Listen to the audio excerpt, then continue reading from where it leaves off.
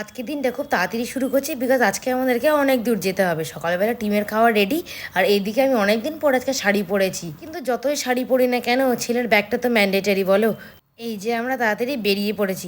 ওহো, তোমাদের বলা হয়নি এক্স্যাক্টলি আমি যাচ্ছিটা কোথায়। আমি যাচ্ছিলাম আমার হচ্ছে বৌদির স্বাদে।